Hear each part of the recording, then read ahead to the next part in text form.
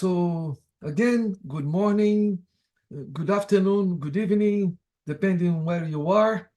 I mean, we have more than 210 registration today from 45 countries, and I see from very interesting, audience right now, very diverse audience. And today we will focus on marine protected areas. And specifically, we'll focus on the MPA Europe project, because they'll be using a holistic range of measures that include a range of biodiversity from species to ecosystems, include habitats, to map the optimal locations for marine protected areas in European seas. Most of this presentation is focused on the European project, but I hope you can learn. For example, Mark already worked from other areas such as New Zealand, for example. Maybe you could learn how to apply these solutions developed by the MPA Europe beyond Europe.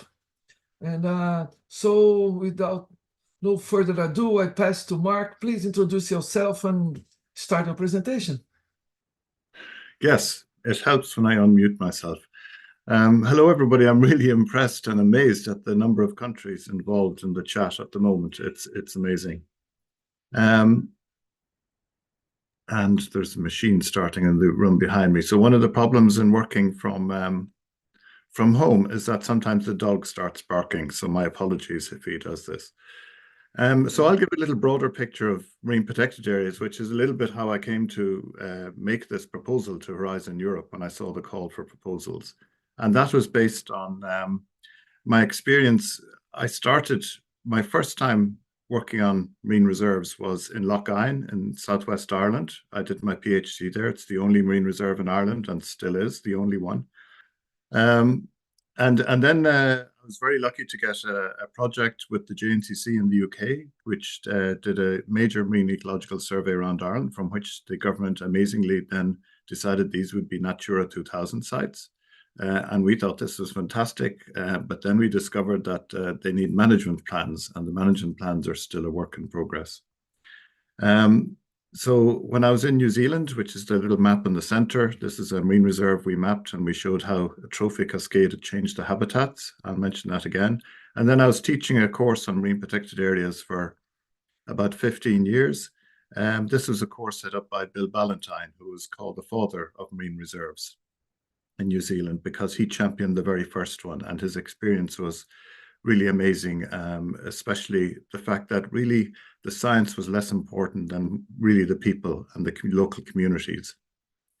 And now we're leading this project. And also I run a facebook.com marine reserves webpage where I post one item every day about marine protected areas. And my slides have stopped. Okay, and so Jose has already introduced the MPA Europe project, which Anna and Thanos will talk more about. So the first marine reserve in New Zealand was legally designated in 1975. I think it took about 15 years from the first request, and that is because they needed new legislation to create protected areas in the sea. It took 2 years to get the signposts up on the side, so it would be official. And there was lots of, so it was created just like Lough Ine was for scientific purposes, not for nature conservation, because in the 1970s, they thought everything was fine. There was no problem. Everything was quite natural. And the reason they set it up is because they didn't want any people there, so the scientists could do their research in peace. And why would anybody come to a place you can't go fishing? They also speculated that fish would lose their fear of people. And this is also one of the things that did happen, which is true. So many of these surprises were first that the scientists were quite wrong, and that actually people really loved to come to a place where they could swim and walk in the water, take their children out and see huge fish swimming around perfectly peacefully with everybody.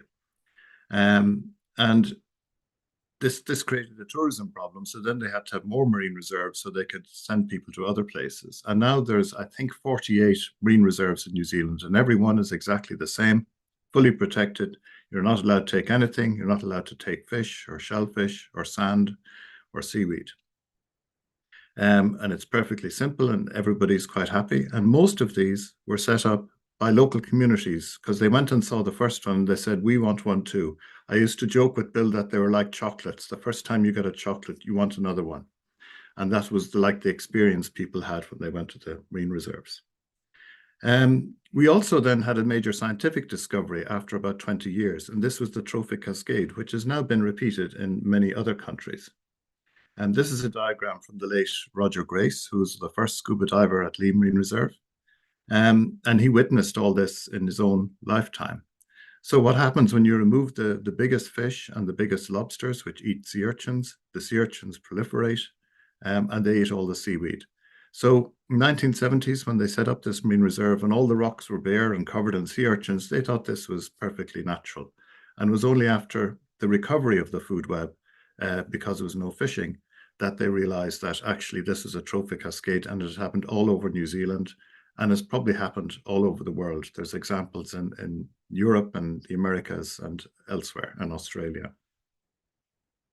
And the reason this happens is because in the ocean, and I think this is one of the things that a lot of people who don't do marine biology don't understand, is that in the ocean we fish the top predators first, whereas on land we generally hunt herbivores. So this is a major difference. So this means with very little fishing, you immediately affect the top of the food web. And this is a cascading effect down the food web. Now, whether that's a good or a bad thing is a philosophical question, because this doesn't necessarily cause species to go extinct, but it changes the ecosystem. And I think this is one of the problems in nature conservation, is a lot of terrestrial nature conservation really don't get this. They think that fishing is okay. It's like hunting deer or harvesting plants or something. So that was some of the surprises when they created the first marine reserve. But there's other things that people would assume are the case. So it would seem natural that if you call a place a protected area, that you protect biodiversity as a whole. It seems unusual to limit public access in the ocean, and that only commercial fishing impacts biodiversity. Often people create protected areas and they limit commercial fishing, but allow unlimited recreational fishing. Or that marine protected areas only benefit the seabed, not the pelagic open water swimming species, or that they're expensive. And none of these things are really true. Also, I discovered I've been involved in IUCN now for a number of years. And IUCN is only an advisory body, so it doesn't, countries don't have to follow its rules. And there seems to be a database, the world database in protected areas, but this is only a listing that countries submit. It's not a validated database of what is protected. But even if we look at that database and we compare the number of fully protected, that is aimed to protect biodiversity, with the other places that are called marine protected areas, we can see this growing gap. So there's a widening gap. So we're increasing the number of partly protected areas more than we're increasing the number of fully protected areas. So we're really not aiming to protect biodiversity. So countries are basically making an attempt at more sustainable ocean management, which is a good thing, of course, but it's not protection of biodiversity in a natural situation. But other statistics one could get, and I haven't updated these, maybe they've changed, but only 3/4 of coastal countries have even one no-take MPA. And I think if every country had one, that would be a great start, because then they would learn a lot from that experience. Okay, so I nicknamed some of these the cons in conservation.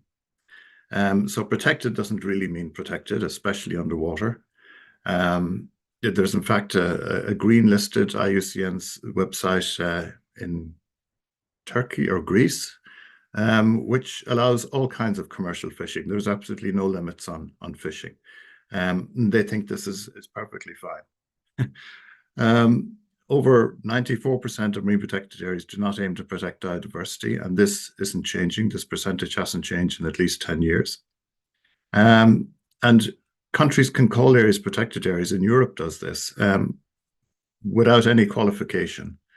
And it's really shocking that in Europe, they even have to debate whether bottom trawling is allowed in protected areas or not. And now they have a phase-out period until 2030. So until then, they're going to be trawling the seabed and destroying habitats in areas they call MPAs. But actually, many of these other things are not true either. So it's actually very common to limit public access in the ocean. Harbors and marinas are often off limits to the public. Many industrial areas, fish farms, pipelines, cable zones, military areas. So I would be very interested actually sometime if we could calculate how much of the ocean the public are already excluded from. And they're probably excluded from more areas than are already marine protected areas. And contrary to the situation on land, when you want to protect biodiversity fully on land, usually access to people has to be greatly restricted. But that's not so much the situation in the ocean because people are floating around and swimming. And in New Zealand, marine reserves are very popular for tourism. Neither is it true that only commercial fishing impacts ecosystems because it doesn't matter who kills the fish or why they're killed. The effect on the food web is exactly the same. And there's even records going back thousands of years of how early human populations impacted fishing and subsistence fishing in the past. And studies in New Zealand on partly protected areas showed that they were no different in their biodiversity than unprotected areas. And more studies in Australia and the United States have shown the same. So partly protection doesn't restore biodiversity. It needs to be fully protected. The other comment one often hears in the literature, especially from some of the fishery people, is that marine reserves cannot benefit pelagic species. But there's a very good example published in Science a couple of years ago showing that this does work for tunas. And in these graphs, they have the marine reserves in the center and the different shaded blues are distances from it. And before and after. And you can see that afterwards, within 100 nautical miles, 200 nautical miles, and even within 300 nautical miles from the marine reserve, you see a boost in the number of tuna, two species, big-eye tuna and yellowfin tuna, and all species. And if you do look at a control situation, you see no effect over time. So even these large pelagic species or fisheries are improved adjacent to marine reserves. And the other mistaken belief sometimes is that marine reserves or nature conservation is expensive. It's a bit like public health and education. You know, it just takes taxpayers' money and has no benefit. But of course, this is not true because many indigenous peoples, especially in the Pacific Islands, had already traditional no-take areas for different cultural reasons, but also to allow stocks to recover or to be a refuge for particular food items that they wanted for annual feasts. And now several of these countries have flipped the management of their ocean to the precautionary principle, which is what Europe talks about, but doesn't really practice in this case.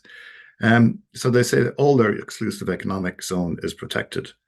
And of course, this doesn't mean everything is banned all the time. It means that you then, if you want to do some fishing, you have to have a special permit based on some environmental impact assessment.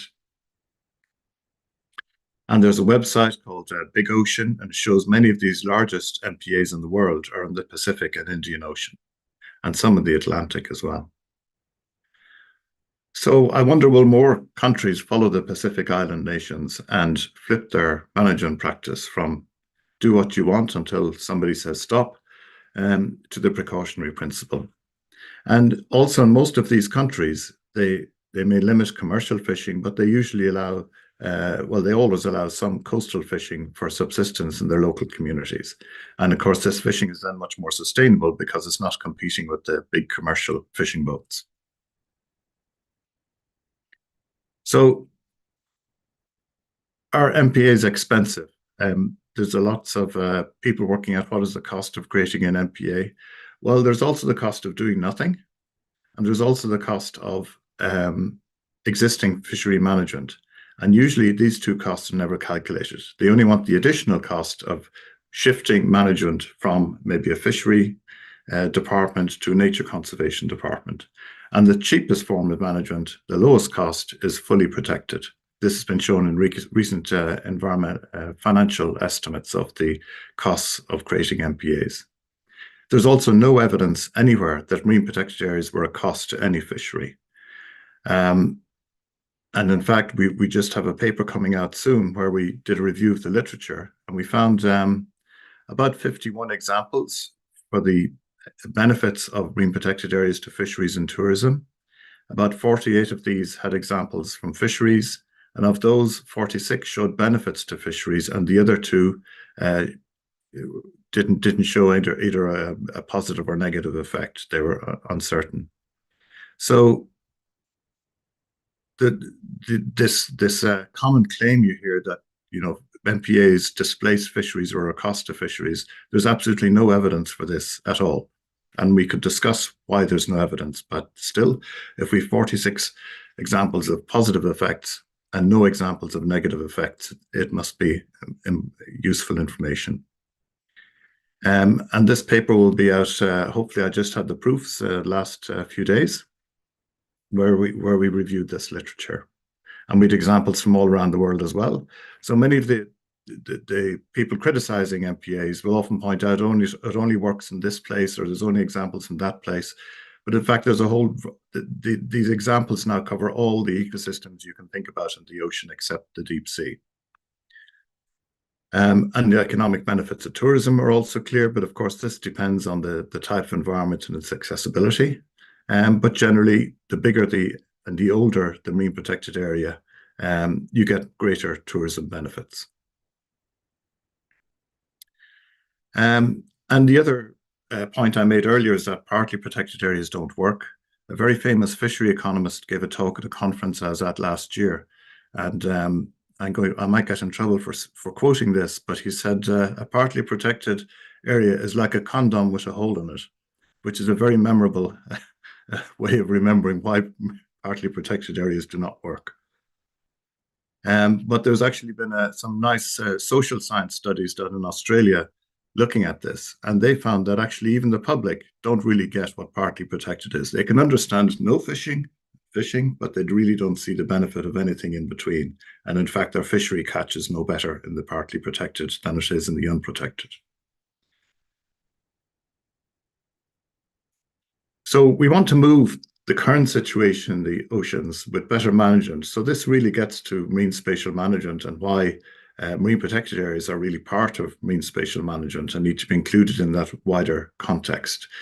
So we want to move the basically unmanaged and badly managed situation to a better situation where things are protected in the future. We need to consider all the stakeholders, not just those who make a lot of money from the ocean at the moment, or vested interests and big corporations who own some of the big fisheries, but the oceans belong to everybody, including future generations.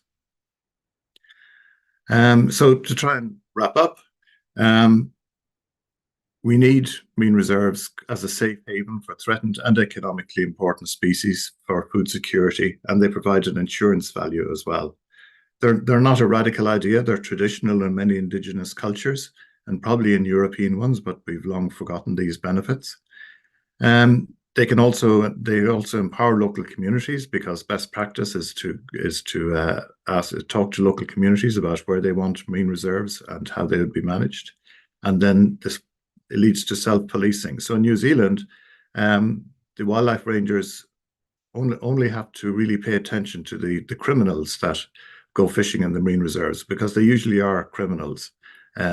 And because people will report them. So once they find out somebody that's going at night and trying to fish, then they target them, and they know their car number and their boat and so on, and then they catch these individuals. And then of course you have people that deny, that just don't read the signs and go in and start fishing, but they just usually talk to them and tell them their mistakes. And from a scientific point of view, marine reserves, even if small in area and few in number, are the only control we have over the effects of fishing and other activities outside. So we can learn a lot by seeing how nature recovers and it's restored, and what a natural ecosystem should be like. And this will allow us to make more informed decisions then about what types of controls we want on human activities outside of marine reserves and marine protected areas. And I hope that in the future, this will become normal, like it is in New Zealand now, and some other countries, and Australia, the Philippines, Indonesia, where the idea of marine reserves is commonplace, and it's not really debated so much anymore. But I think in Europe and so-called Western Hemisphere, we're still struggling with this. We think it's radical idea. And this is why we need meetings like this to try and discuss these issues. I think that's my last slide. Thank you very much.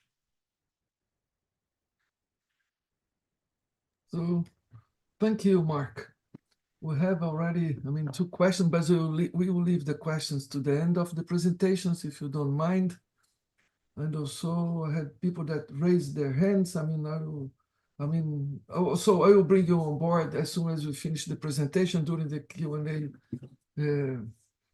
Q&A session. So now it's time for Anna Addamo to say something about MPA Europe's results and activities for biodiversity and blue carbon. Yes, thanks. I'm sharing presentation, correct? Yes? Okay, Yes. great. Perfect. So just see if works the arrow. So thanks everybody for attending this meeting. It was really nice and to have this opportunity to present the project that Mark already mentioned and is coordinating. And we will present in particular also the first year of result activity for both biodiversity and blue carbon.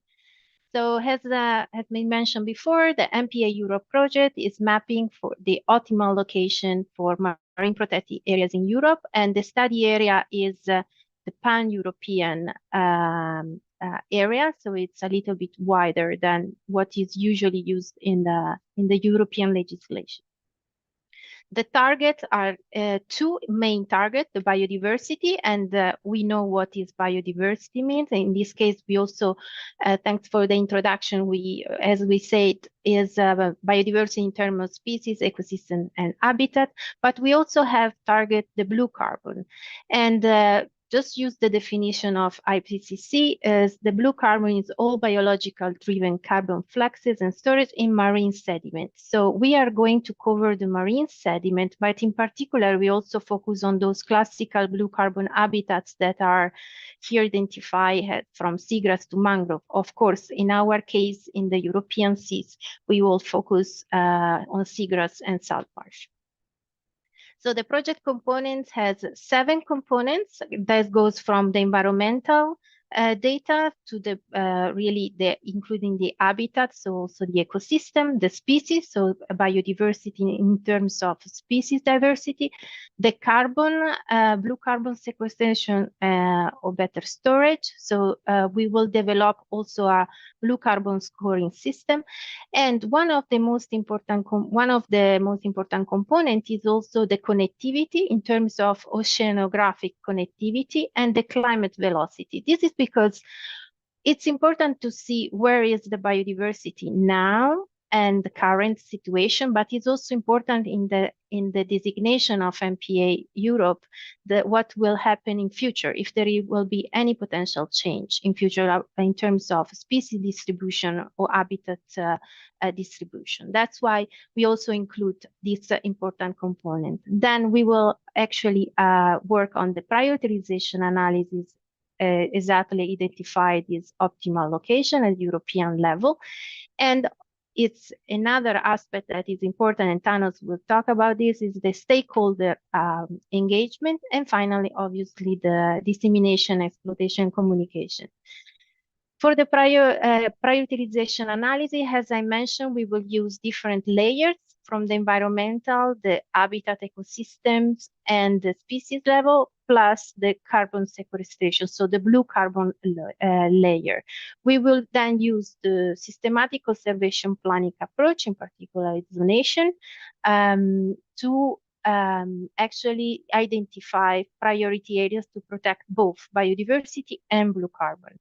So if we start with our study area, that is the pan-European area, the hypothetical example of prioritized area outcomes will be such like the presentation that is here, the figure that is here, sorry, where actually we can see area that are indicated as a hotspot, so the darker reds, and where that obviously they will identify as a higher priority for the protection. But the study area, even if the study area is pan-European, we will also work at the regional instance, so in the sense of marine regions level, so the Northeast Atlantic, Baltic, Mediterranean Sea, and Black Sea, at the country EZ level, so with all these different sub-areas, as we can call, and country level, so using the 12 nautical miles as territorial water. This is because we know that we have to try to provide solution to the problem that Mark already mentioned in his presentation. And when you provide solution, you have to also consider the national authority, the local authority, or the other international authority that they have their role in that area. That's why we will use different level.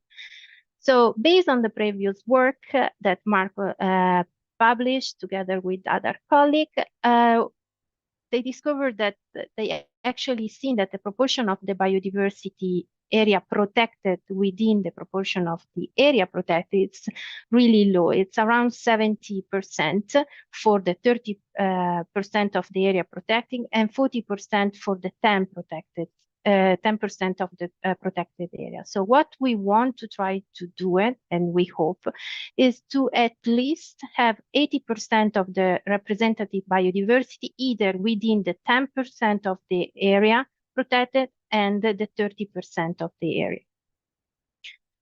So the main outcome, as I mentioned, will be an optimal MPA network for the European seas to prioritize biodiversity and blue carbon. This is the main goal. But then we will also have other important outcome, that output that will be useful for others projects or other studies, exactly as the updated map of the species richness based on multiple indicators, the potential geographical distribution of biogenic habitats or some of the important biogenic habitats. One of the main outputs from this project is also the first data-driven classification of the ecosystem. And this is another important output that we are developing together with all this data. And finally, we will publish an online European Marine Biodiversity Atlas. And this will be a useful tool for research students, but also for the policymakers. So here I'm presenting the first year of result and activity. So we produce the environmental data with the different type of variable, and for each of variable we have the present day and the future potential variation of these of these parameters. Sorry. Then we also develop the first ecosystem classification for of the surface water. Where actually it's really interesting to see, for example, in this case on the left, you see the cluster, so the potential group of the potential ecosystem, and on the right you see the accuracy of this classification. And one of the interesting aspects that we notice is the lower precision actually of this assignment is due probably to the great environmental variability, because if we see is actually this fuzzy, the part like pink, the more fuzzy area is actually more related to the transition zones, either transition zone between cluster or transition zone, for example, here close to the coast where there are big river inputs. The same similar approach, we also use for the ecosystem classification of the near seabed. So we have the map with the cluster, in this case 3 cluster, and the map with the assignment precision of the cluster. We also released the first updated species data from OBIS. We have the number of species on the left and their records on the right. And we are talking right now about 35,000 species with more than 67 million records.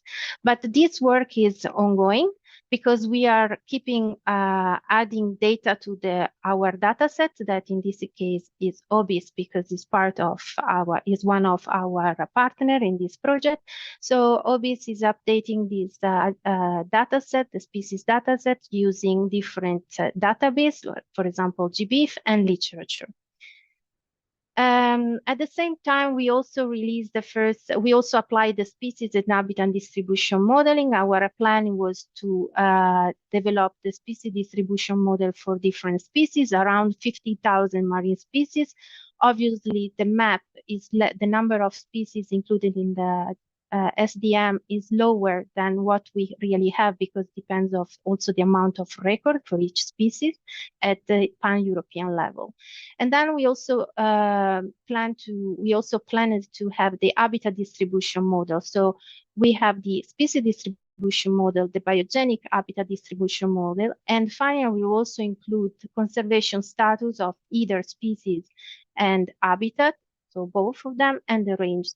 This species distribution model will also and habitat distribution model will also include both for current and future scenario. And for future scenario, we will use the 5 future scenarios, so the SSP1 to SSP5 in 2 periods, 2050 and 2100. So here is an example of the species distribution prediction that we deliver. We deliver so far, but as I say, is going more than we already developed the species distribution prediction for more than 600 species, applying different methods, and also the accuracy, test the accuracy for the number of species records. So for few, some, or many of these records. And as I say, we also had the current situation and the current map and the future scenario map, so due to the climate change. And with this map, we can also check potential indication of expansion or contraction of the species range. Like in this case, I just put an example of how you can visually see potential changes in future. The same was done also for the biogenic habitat distribution prediction. So we have here an example of the current habitat distribution of the habitat forming algae. And then on the right, the potential future distribution of this type of habitat under different climate scenario for both period 2050 and 2100. And here again, an example where you can actually see potential contraction or expansion of these habitats. Finally, we talk about biodiversity, but then of blue carbon. So we have been collecting data at the European level, and we already got in our European call 80 contributors. We actually had more than 33,000 entries with more than 5,000 locations, and covering practically the entire system from the coastal to the deep ocean. As an important aspect is also that this work is still ongoing, because we still keep adding other additional data from either contributors like scientific researcher and other data sets like Pangea, CDataNet, and literature review. So we will then release the most updated version, complete version of the data set. But just to give you an idea of what we receive with this preliminary data set at European level, we noticed that we have covered, as you could see, the entire study area, and we have a different percentage of the organic carbon that is stored in the marine sediment with different percentage of contribution. And we also analyze the potential differences between biogenic and non-biogenic habitats. And within the biogenic, if there is any potential difference between salt marsh, seagrass, or mixed habitats. And this is just what the preliminary results about this data set. Finally, here just a very quick and full table of deliverable, but one of the important aspect that I want to highlight is the international conference on marine protected area and marine spatial planning that we are organized within this project. in 2025. Sorry.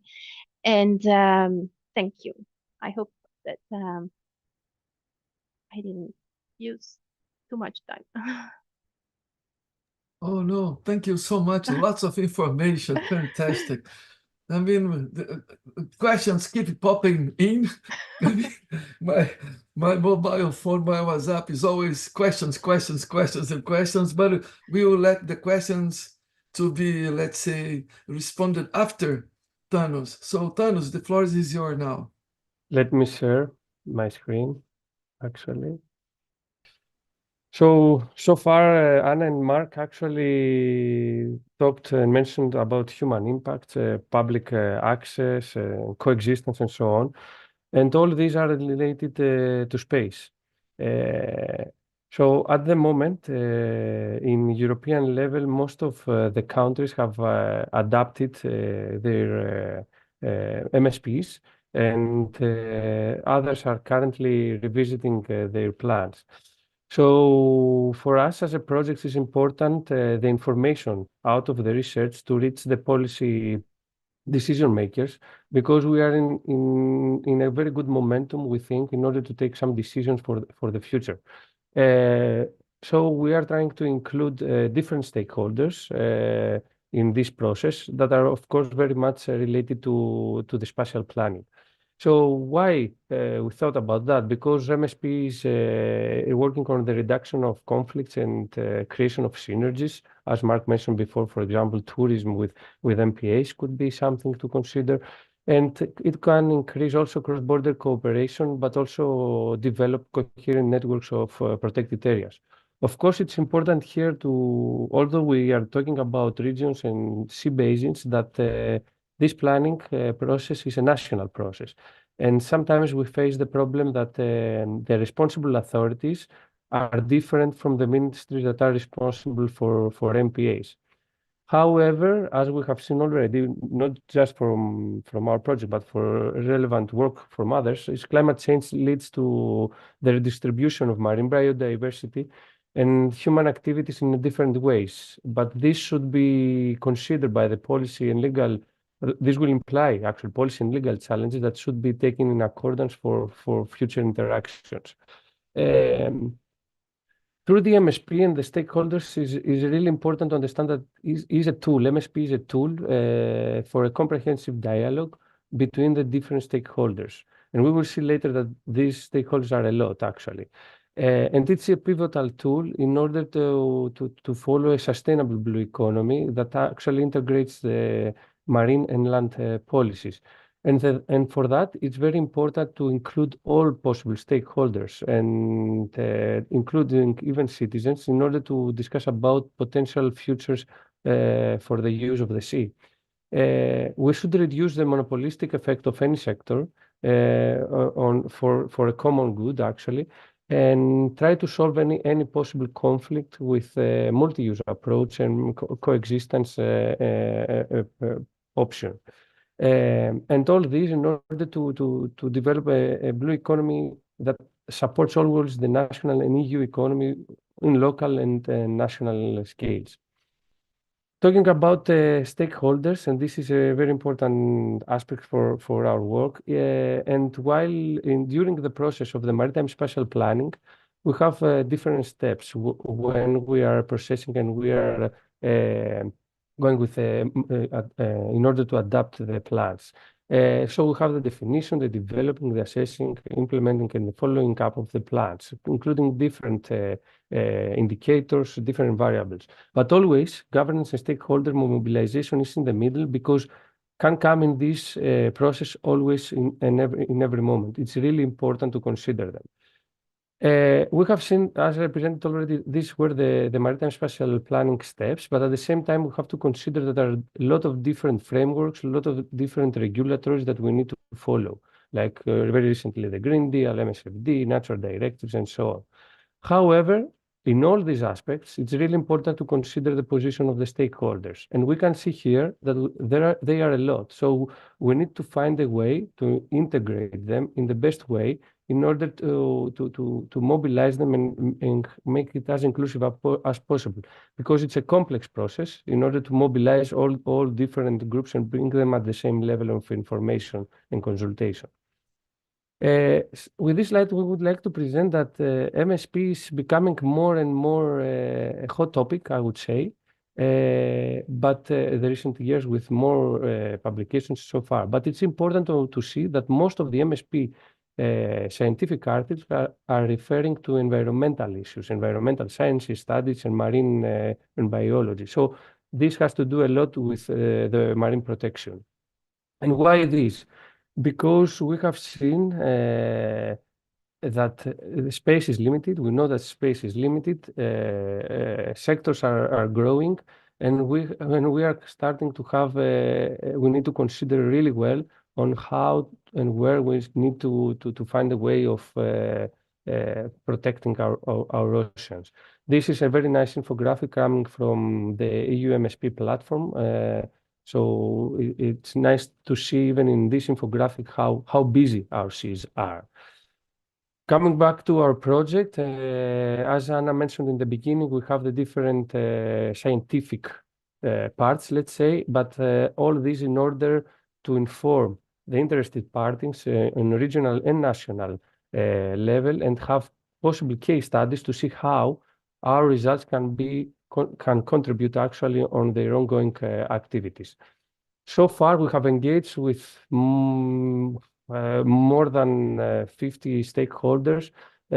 Some of them here, just to say, and all of these, as Anna mentioned, are not pilots, but are all around the European sea basins.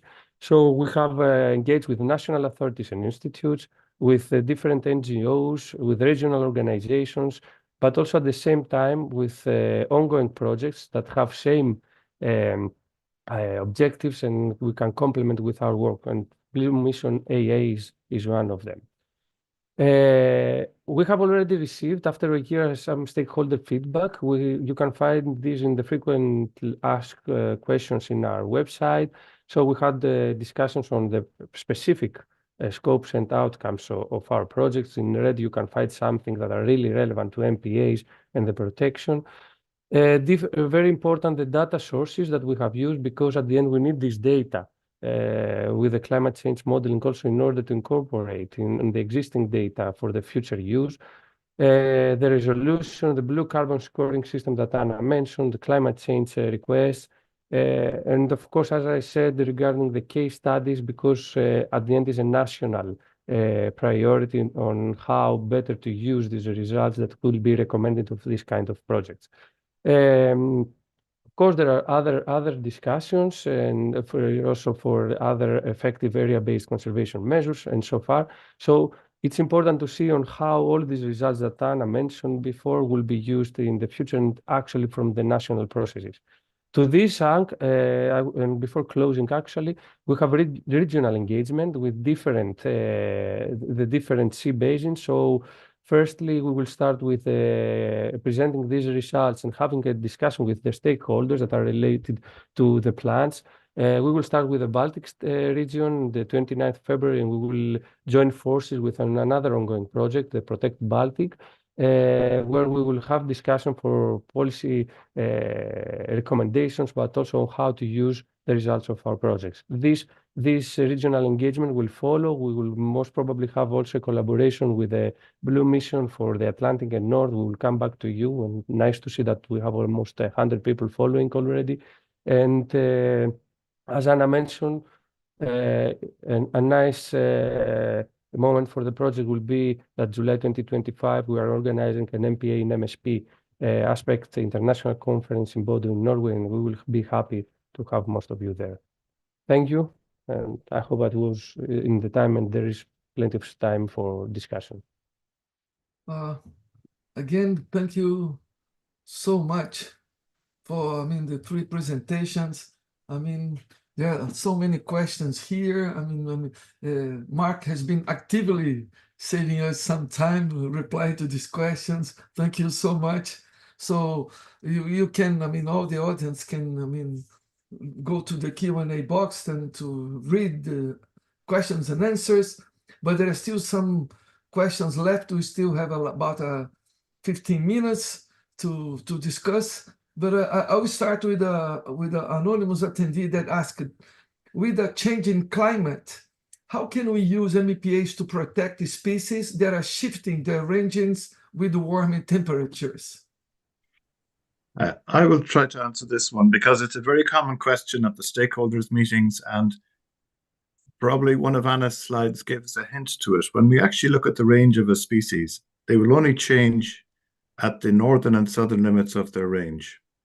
So it's actually, for most European species, at least ranges, they will still be there under climate change, but they will be moving north, as we now know, thousands, or at least globally thousands, and probably tens of species are moving north already in Europe, and they may disappear in the south. Maybe some find some cooler temperatures with depth that they can survive the hottest days in the summer, and they can survive there. But the second, so first is the problem is not as big as we might think. And the second is that if we have a network of marine reserves all over Europe, or protected areas, many of the environmental conditions will not change in these. Temperature will change, maybe some other factors, but the physical habitat, the wave exposure, and these things will still be more or less the same. So I think species will be able to, and species already move freely between protected areas. There's no boundaries in the sea. So we shouldn't think of marine protected areas as islands. They're just areas that are differently managed than other areas in the ocean. So I think if we have a good network, and this is what we will test next year when Anna and others get the results, we can then predict how many species would be protected in the network, knowing where species are now and knowing where species are in the future. And I think that a well-designed network will be resilient for the future change as well, because marine species can move. Fortunately, we're not in the equatorial region, so I think maybe places in the Mediterranean and some of the warmer regions, then maybe there will be some species that are really threatened, and that's a more difficult question. So it's not a general problem, but there may be cases that we need to identify that of species that will be threatened. Thank you, Mark. And then I'll go to a question from Ayorind. I mean, it's a question that I received about 10 in my mobile phone. It's basically the same. What advice do you for us in sub-Saharan Africa, Nigeria in this case, but also I received from Brazil, from the Caribbean, and also from the Philippines, and let me see, Indonesia and Papua New Guinea.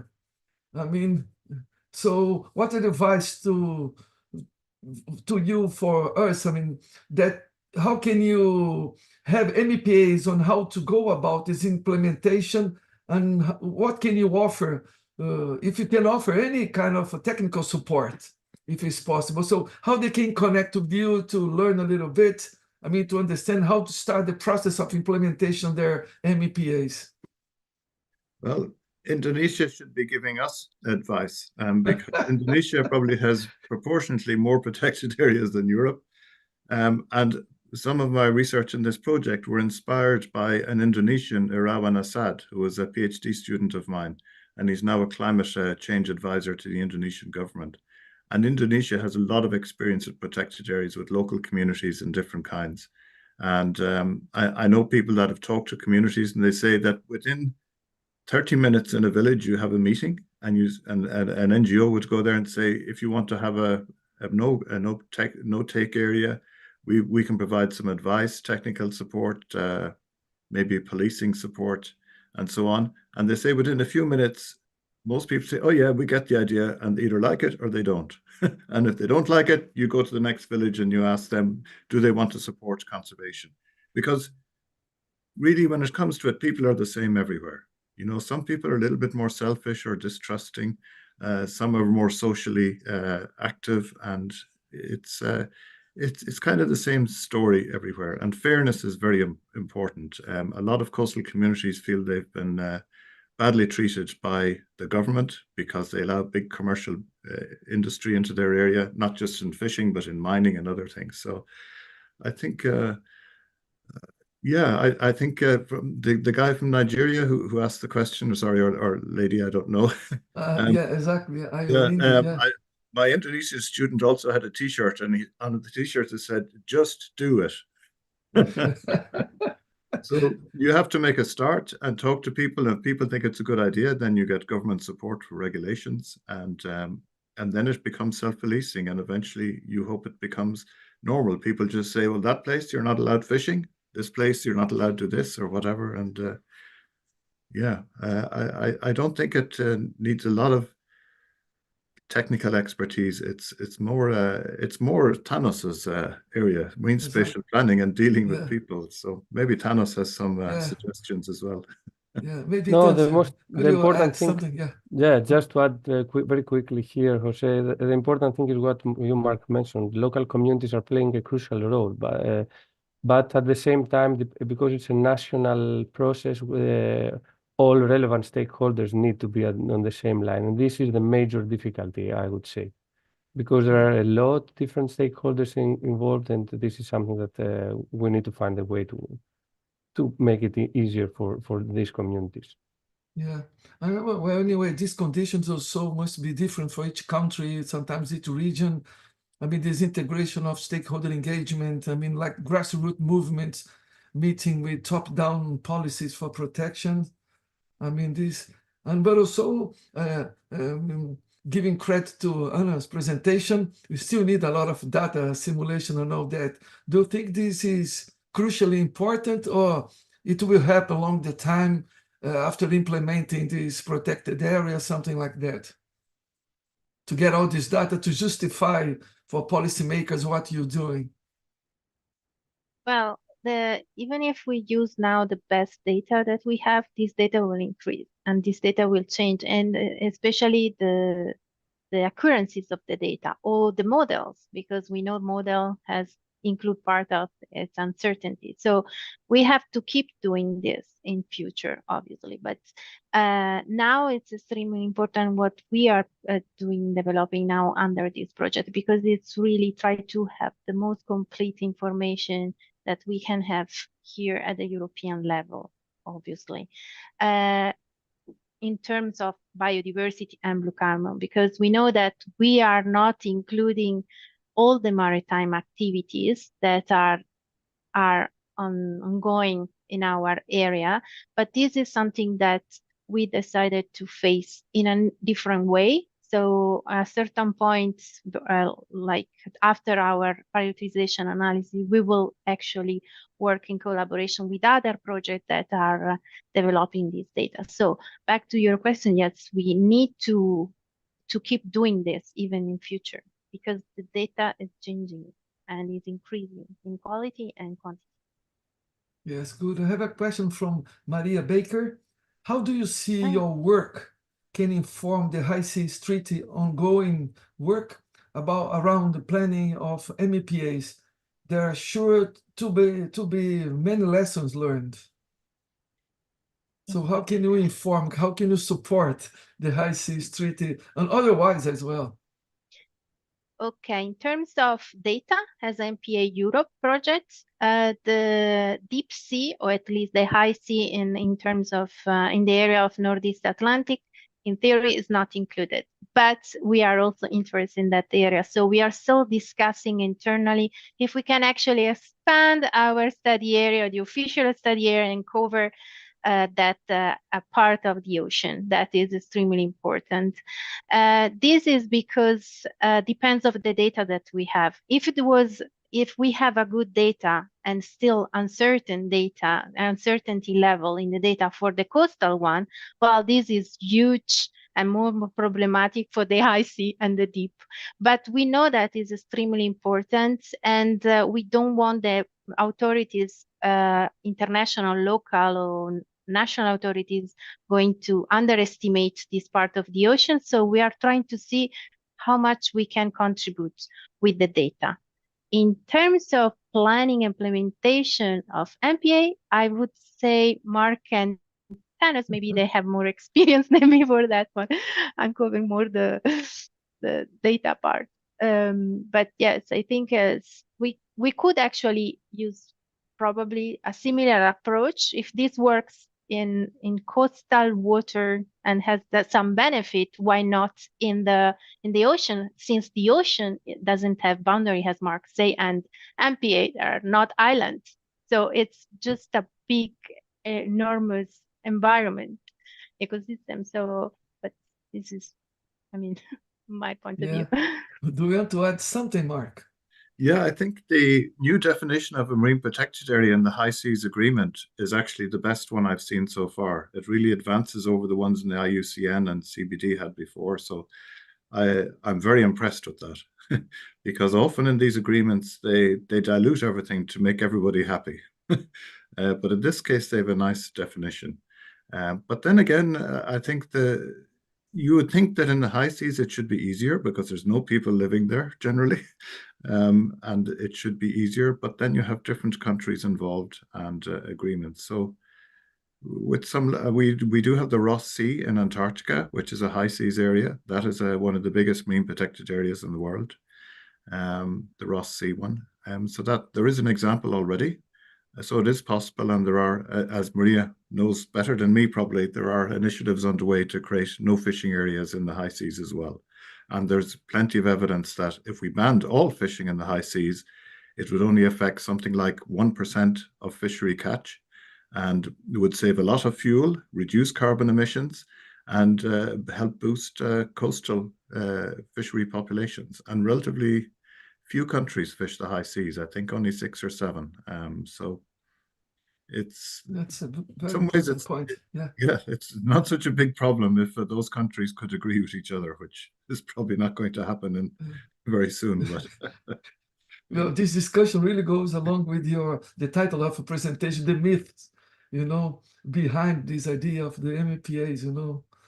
Yeah, well, questions keep popping in. I mean, I'll take a couple of more questions. And we have a question from Olga Lukianova. What do you think is of the so-called displacement effect of the MPAs and the idea that with adequate fisheries management, MPAs per se might not be needed? Like, as an example, the line of thought promoted by fisheries scientists like Ray Hilborn. Yeah, so this has been promoted for many years, and many people, it's one of these things that people say so often that people believe it must be true. And there is no evidence. I was really surprised when I was looking and writing my paper. I couldn't find any evidence for this. And then there's many reasons why there mightn't be, because maybe the MPA is very small and the fishery is a very large area.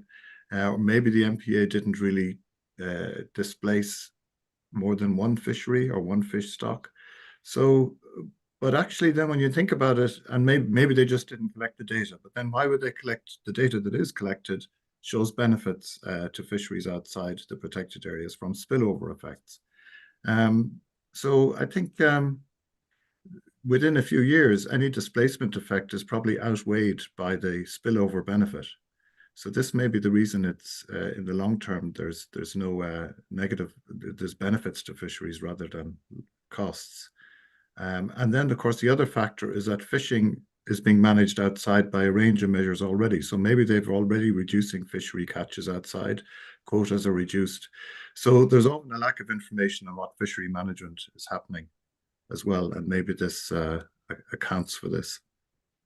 So it's very interesting. Yeah, you're touching something that must be, I mean, a common now, everything related to nature. Now there is a kind of alternative realities and a lot of, news without any kind of evidence that really sows confusion in the media and also in the population. We've seen there everywhere. So I'll take 2 last questions, and a question from Andreu Blanco. At the region Andreu is working, Galicia, Northwest Spain, the artisanal fishery is so strong and therefore have such a great political power with their votes that engage them to protect, even not fully, their fishing ground is really hard. I've also attended a few participatory processes to evaluate the stakeholder perception on protections, both natural parks and Natura 2000 sites, and their response is a resounding no. And I can vouch for that because it already happened to me on some of these stakeholder meetings in relation to protection and restoration and fisheries. So I'm really keen to get some advice on how to better engage them, or just a bit at least. This is a very important question. Do you have any take on that, Thanos?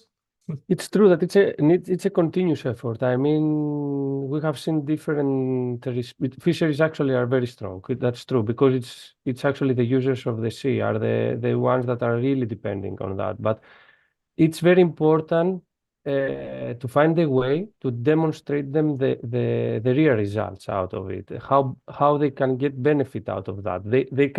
They can make some seasons, thinking on different seasons when they can fish or not, for example, and use alternative way of using to make some benefit out of it, like tourism, for example, with fishermen and so on, in order to find other ways of income. I mean, because we have other examples. I mean, that even the fishermen themselves are asking, and they are trying to create some zones, not take zones, in order to see the results. For example, very recently in Greece, there is a fisherman association for an island that they asked to stop fishing a certain period of the year in order to see the increase of the biodiversity in species that will really affect them, positively affect them later on. So it's a continuous effort. I mean, and I understand that they need to see real results. Maybe it's not easy for them to understand from the one day to the other, but they need to trust. I mean, it's really important. But I see, Andrew, the point. Yeah, thank you. So we have some questions from Teresa Simons. I see that Mark is replying them, he's typing the answers. We have time for, I will ask Monica, she raised her hand, and I'll promote her to panelist. Monica, if you can, you are allowed to talk. Can you ask your question?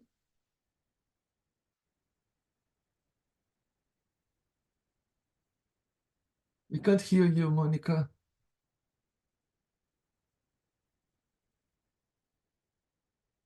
You are muted. Well, while Monica, unmute her microphone, I have a final question. Several, people asking me, there is an optimal size for these no-take zones. How smaller they can be and how big they can be. This is very important for some of the participants here. There is an optimal size on this. What is the range of size? Well, even very small ones, like a few kilometers of coast, show benefits immediately recovered. In fact, at the protected area I worked at in New Zealand, at the boundary, you could see the boundary within a few meters. The fish would swim up to the boundary and they didn't go past it. It was almost like that they knew where people could be fishing and no fishing, because people fish on the boundaries. And I think fish learn that it's dangerous to go across this invisible boundary. It was just amazing. You could just take photographs before, inside and outside, a few meters apart. One area is all urchins grazing the rock and the other is covered in seaweed. Even the sea urchins seem to know. So I think at some scales they can be quite small, but of course different species have different home ranges. So for different species you need bigger areas. The ones in the pelagic example of Hawaii, it was a huge area. So for tuna, so it depends. But I think if every country started with one no-take area and then people would see it and they would learn that it's nothing to be afraid of and that it's beneficial, then we can move on. It's a bit like, we need to see it to believe it in a way. And I think most countries haven't got one example to show off yet. Yeah, what I've seen from this discussion is there's these, let's say, the grassroots movements, stakeholder involvement, and also clear demonstrations. And like these small no-take zones, at least one per country, could help a lot the adoption of MPAs and for the benefit of everybody, including the fisheries. So I was asked to, the final question is from Emmanuel Ani, and it's very nice to close this fantastic webinar. What are some emerging trends or innovations in MPA design and management that we should be aware of?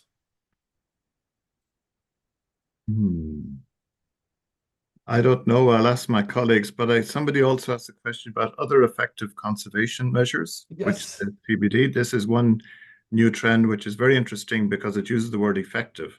And protected areas don't have to be effective. They just have to be somewhere that's called a protected area. So I think this OECM is actually changing the way we look at protection because it's saying it must be effective for nature. And that many of the definitions of protected areas are not effective for nature. They're more effective. They're only partly effective. But maybe Anna has some thoughts as well. Well, I just keep saying that probably I agree with you. Probably the change, the important change on the trend is to take care of this word.